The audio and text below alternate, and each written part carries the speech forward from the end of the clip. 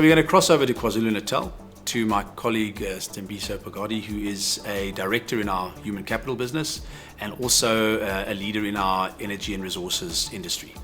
Stembiso, I think this has been an industry that's been very interesting to kind of work through in the pandemic. What are some of the challenges you've seen faced by our energy and resources clients?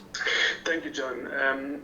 Yes, this industry, especially the mining sector, has been hit heavily during the pandemic because during lockdown, they were not allowed to work, especially, as you can imagine, about 60% to 65% of the workforce in the center is in the production space. So they're not working in the office. So the production had to be halted. So we are also observing other trends in the sector where actually work is being redefined, and then the companies are actually thinking about new skills that are being cultivated. We are also seeing a big shift in the sector in terms of what types of work will be continued to be done by humans versus those that can be done by machines. But also they're trying to take advantage of the process automation as well as mechanization that is happening in the mines. More mining businesses are starting to leverage also on different types of cognitive and AI technology to augment their workforces. So this is meaning they need to think very carefully about how they go about deciding which workers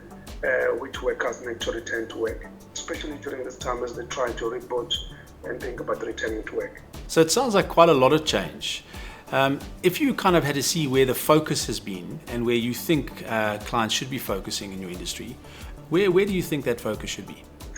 I think, John, our mining clients are beginning to focus on really understanding, because of the pandemic and because of the way work is changing itself, they're trying to decide which roles are going to return and by when, and also they're trying to think about new roles that are emerging, such as data scientists and those kinds of jobs that are going to have a very good blend of technical skill as well as human skills, so to speak. So that's been their challenge. But also, as you might imagine, safety and productivity in the mining sector are very, very key.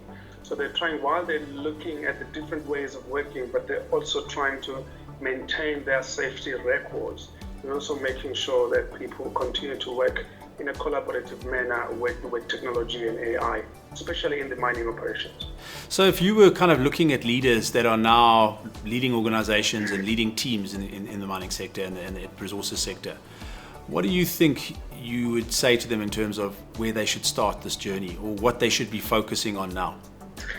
Yeah, you see, when I speak to my clients, John, in this sector, leaders, you see, in this sector, leaders and line managers like to supervise, and what I refer to as the over-the-shoulder supervision. And now they're struggling to try and understand how can we actually continue leading teams in a virtual fashion, especially those that are in corporate centers or head offices.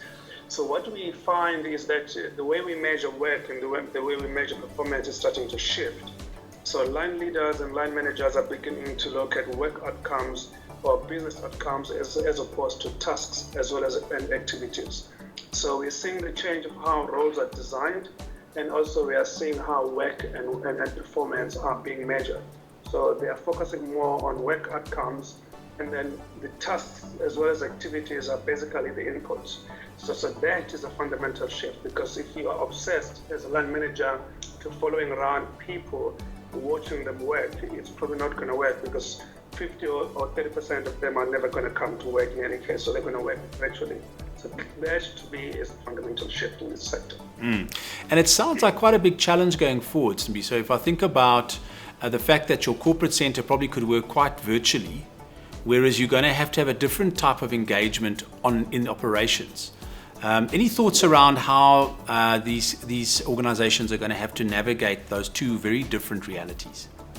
Yeah, that's a big question, John, because, as I said, 25% of the workforce in this center is in corporate center, or corporate offices. And then what we are seeing now is that actually we've been advising them to think about moving into a hybrid format where they actually take some of the support functions closer to business in such a way that they become business partners, but they're actually stuck with businesses in such a way that they actually move closer to the operations and they support the teams there.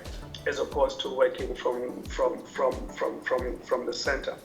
We are also seeing even those types of jobs, so what we call job sharing. So maybe 60% of the job will be support and 40% will be actually working in business. So that kind of hybrid setup is beginning to emerge as well. So I am seeing that moving towards a hybrid for you is a key thing, and it will continue to be a reality. Okay, challenging times, but also very interesting times to work in a sector to work in, Stembiso. Good, thank you. Absolutely. I mean, yeah, absolutely. I think the hybrid model or the hybrid kind of format is not an option for this sector, for that same reason that if the roles are just designed to support, but they are not actually getting used to supporting closer to the business, and then that's going to be the fundamental shift for these jobs. And as I say, new skills and capabilities are emerging so that they actually get to understand the operations. They don't just work far away from the actual site. Great, thank you. Much closer to operations and building a new set of skills, particularly around digital and automation, driving a very different type of operation and productivity. Thank you, Mr. Mbiso.